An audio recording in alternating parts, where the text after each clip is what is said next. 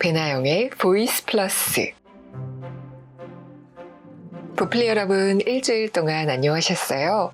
제가 지난번에 EBS 다큐프라임 자본주의라는 책을 소개했었는데요. EBS 다큐프라임에서 돈의 얼굴이라는 제목으로 또 다큐를 만들었더라고요. 정확하게는 미치도록 보고 싶었던 돈의 얼굴입니다. 돈의 탄생, 금리, 인플레이션, 빚, 투자, 코인 이렇게 6개의 주제를 각각의 챕터로 나눠서 소개하는 책이에요. 돈의 탄생에서는 돈이 어떤 흐름으로 세상을 움직여 왔는지 살펴보고요. 이자는 어떤 원리로 작용하는지, 누구에게 이익이 되는지 알아보고, 인플레이션이 우리 삶에 어떤 영향을 미치는지 설명합니다. 우리는 왜 끊임없이 빚을 지고 갚으면서 살아가는지, 빚이 어떻게 개인의 삶을 지배하게 되는지 알아보고, 암호화폐가 정말 화폐가 될 수 있는지, 우리는 왜 비합리적인 투자를 반복하는지, 이렇게 굉장히 기본적인 이야기들을 쉽게 정리를 해뒀어요. 저는 각 챕터의 끝부분에 최상엽 경제학 교수님의 정리글이 있어서 좋더라고요. 오늘 보이스 플러스에서는 이 중에서 가장 흥미로웠던 내용인 인플레이션에 관련된 내용 함께 읽어볼게요. 물가가 왜 오르는지, 인플레이션이 왜 일어나는지에 대해서는 많이들 상식적으로 알고 계시잖아요. 그런데 여기에 더해서 물가가 오르는 만큼 내 월급이 진짜 오르고 있는지, 월급이 올랐는데도 왜 우리는 더 가난해졌다고 느끼는지, 그래서 우리는 어떻게 행동해야 하는지 이 부분에 대해 다른 내용을 함께 짚어보겠습니다. 좋아요, 구독, 알림 설정, 공유 부탁드려요. 그럼 책 속으로 들어가 볼게요. EBS 다큐프라임, 미치도록 보고 싶었던 돈의 얼굴. EBS 돈의 얼굴 제작진, 조현영 지음, 최상엽 감수, 영진닷컴. 인플레이션의 정체, 내 월급 진짜 오른 걸까? 책에서는 부산의 한 작은 제조회사의 직원들에게 초점을 맞춰서 설명을 합니다. 이곳의 직원들은 언제나 그랬듯이 오늘도 묵묵하게 성실하게 일하고 있어요. 하지만 이상하게도 일한 만큼의 대가가 돌아오지 않는다고 느껴져요. 하루하루 일은 계속되지만 생활은 점점 더 팍팍해지고 있거든요. 직원들은 월급이 지금의 절반이었지만 저축하고 살던 시절을 이야기합니다. 월급이 한 80만 원 정도 됐던 걸로 기억이 나는데 오히려 그때가 더 행복했다라는 인터뷰가 있죠. 지금은 월급이 배로 많은데도 거의 저금을 못하고 있다라는 인터뷰도 이어집니다. 생산량보다 화폐량이 빠르게 늘어날 때 인플레이션이 발생하죠. 반면에 화폐를 무한히 발행하더라도 생산량이 같은 속도로 늘어난다면 물가는 오르지 않을 거예요. 다시 말해서 구매할 수 있는 재화, 이 생산량이 화폐의 양과 같은 속도로 증가한다면 물가는 안정적으로 유지가 되죠. 그런데 현실적으로 생산량이 무한하게 늘어날 수 없기 때문에 시중에 돈이 많이 풀리면 인플레이션이 일어날 수밖에 없습니다. 게다가 코로나 팬데믹 이후에 경제가 회복되면서 사실상 멈추거나 주춤했던 세계 곳곳의 여러 산업에서 인프라 투자, 건설 프로젝트 같은 크고 작은 경제 활동이 재개됐어요. 이에 따라 원자재의 수요도 급증했지만 공급이 이를 따라가지 못해서 원자재를 안정적으로 확보하기 어려워지면서 원자재 가격이 천정부지로 올라갈 수밖에 없었죠. 이때부터 살인적인 인플레이션이 시작된 겁니다. 그럼 물가가 얼마나 올랐는지는 어떻게 알 수 있을까요? 그 답은 물가 상승률에 있습니다. 물가 상승률은 전년 대비 물가가 얼마나 상승했는지를 보여주는 지표예요. 코로나 팬데믹 이후에 세계 각국의 물가 상승률은 2022년 기준 미국이 약 8%, 일본이 2.5%, 우리나라가 5%, 영국 9%, 튀르키예는 무려 72%를 기록했습니다. 화폐가 없던 시절에는 인플레이션이 존재하지 않았어요. 그 뜻은 물물 교환을 할 때는 인플레이션이 없었다는 뜻이에요. 돈이 있을 때만 인플레이션이 있는 것이죠. 인플레이션은 돈의 전유물입니다. 네, 돈이 있기 때문에 인플레이션이 발생하고 우리는 돈의 변화를 통해서 인플레이션을 실감합니다. 그럼 우리는 언제 물가가 올랐다고 느끼게 될까요? 아마 늘 구매하던 물건을 더 비싼 가격에 사야 할 때 물가 상승을 실감하게 되죠. 그리고 이렇게 말합니다. 아니, 계란값이 왜 이렇게 올랐지? 당근이 왜 이렇게 비싸졌지? 이렇게 물건 값이 올랐다고 느끼기는 쉽지만 돈의 가치가 하락하는 건 직접 체감하기가 어려워요. 인플레이션은 동일한 금액으로 구매할 수 있는 상품의 양이 줄어드는 현상이에요. 같은 돈인데 시간이 지날수록 살 수 있는 게 점점 작아지고 있어요. 이게 바로 돈의 가치가 줄어든다는 것, 인플레이션의 진짜 얼굴입니다. 구매력이 감소하게 되면 소비자의 만족도 역시 하락할 수밖에 없고요. 결국 임금보다 빠르게 증가하는 인플레이션이 우리의 실질적인 경제적 행복지수를 떨어뜨리고 삶의 질에 부정적인 영향을 미치게 됩니다. 그런데 세상에 돈이 그렇게 많아졌다면서 왜 내 손에 들어오는 돈은 늘 부족한 걸까요? 인플레이션은 시중의 화폐량이 증가할 때 발생하는 현상이라면서요. 그 월급이 분명히 오르긴 했는데 왜 이렇게 삶은 더 팍팍하게 느껴지는 걸까요? 야무지게 가격을 따져가며 물건을 구입하는 사람들을 혼란에 빠지게 만드는 존재. 그게 바로 인플레이션입니다.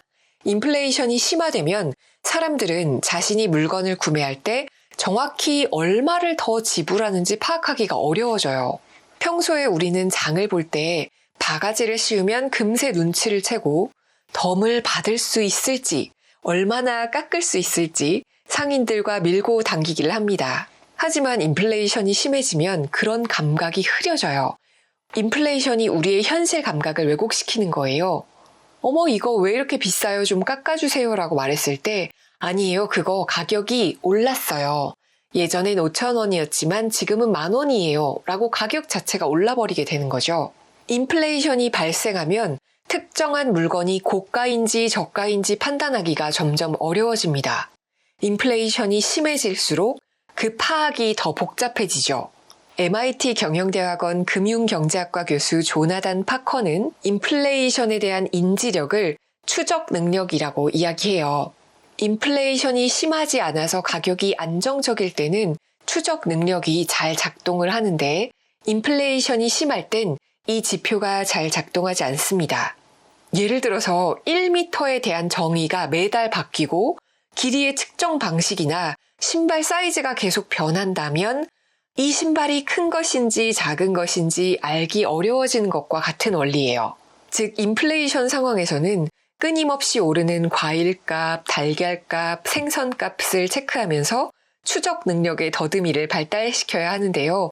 인플레이션이 발생할 때마다 우리의 추적 능력 감각은 0점을 재조정해야 합니다.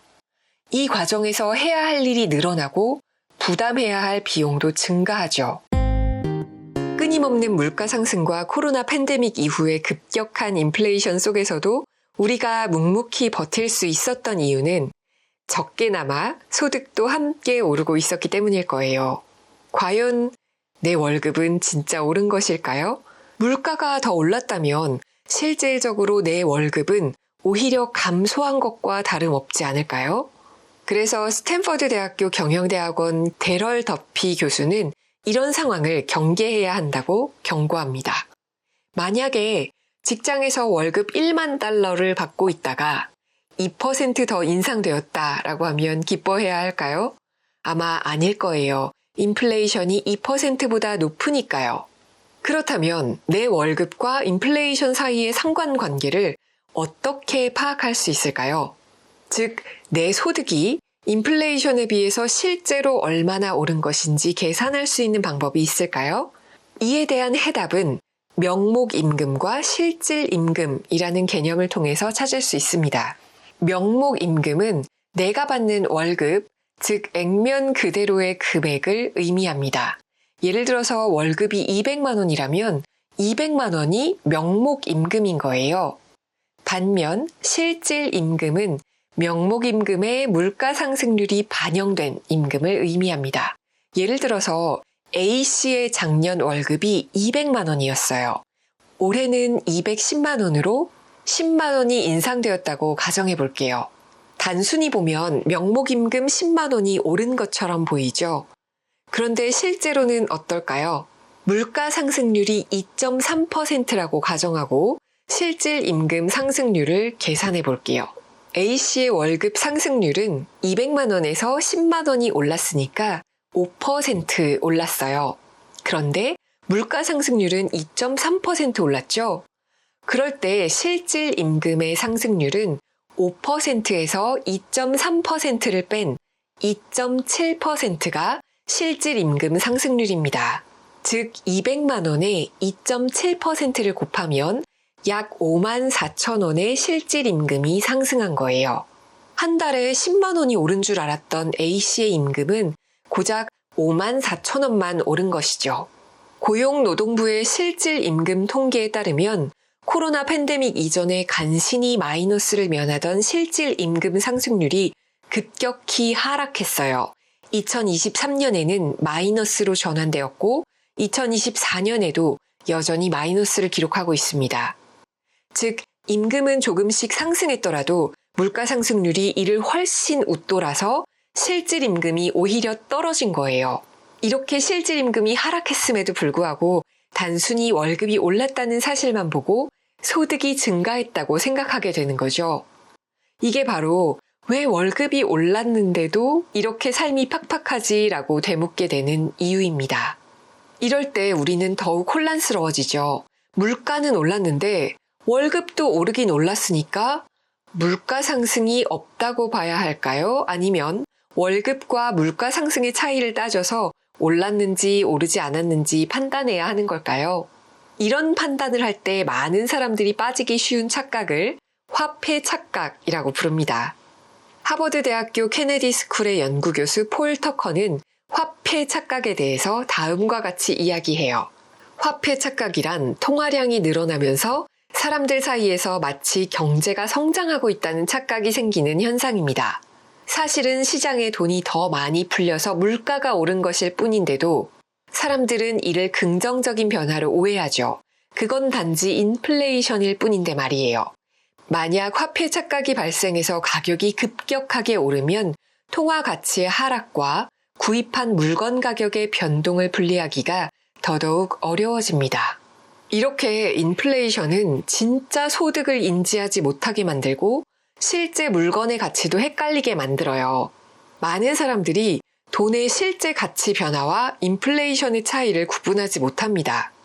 예를 들어 다음과 같은 A안과 B안이 있다고 생각해 보세요. A안은 임금의 7%를 삭감하는 것이고요. B안은 임금을 5% 인상하고 인플레이션을 12% 주는 방안입니다. 아마 대부분은 B안을 선택할 거예요.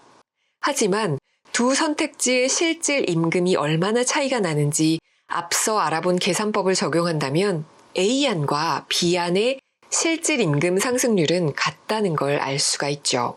임금이 5% 인상되더라도 인플레이션이 12%가 늘어나면 임금이 7% 삭감된 것과 같은 거예요.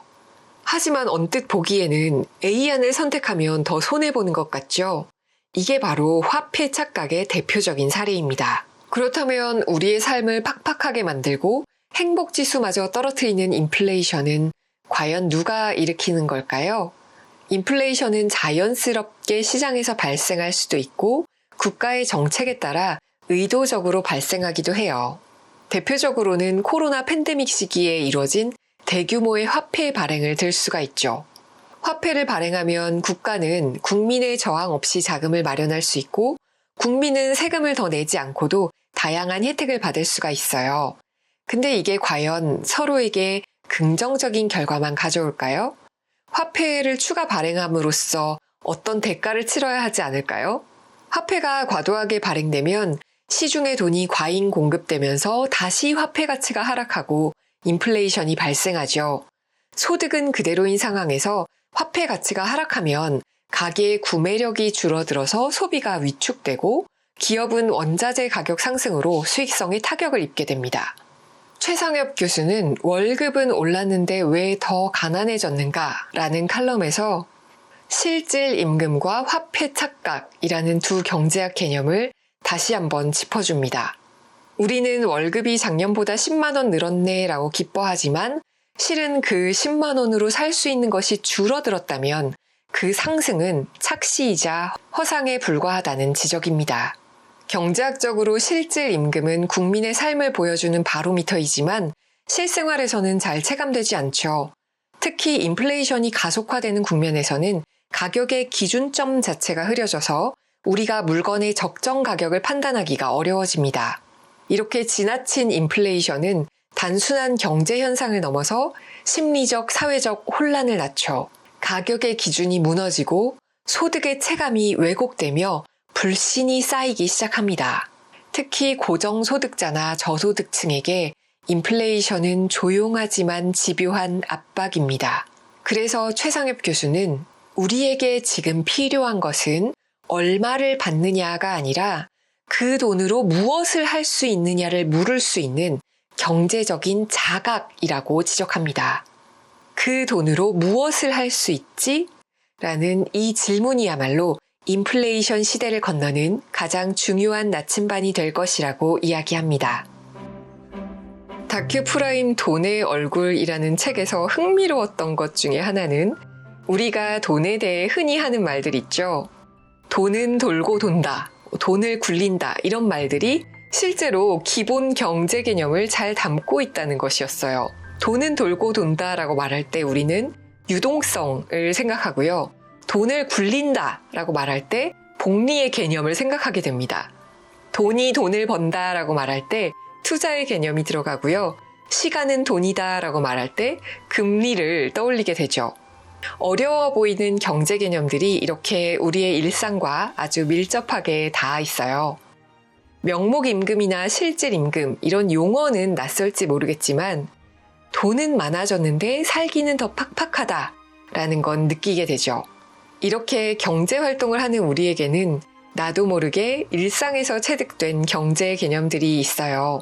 이 책을 읽으면서 우리의 일상과 경제 개념들을 한번 연결해 보시면 좋겠습니다. 우리가 매일 사용하는 돈, 그 돈의 얼굴을 마주하는 한 주 되시길 바라요. 그럼 우리는 다음 주에 만나요. 안녕.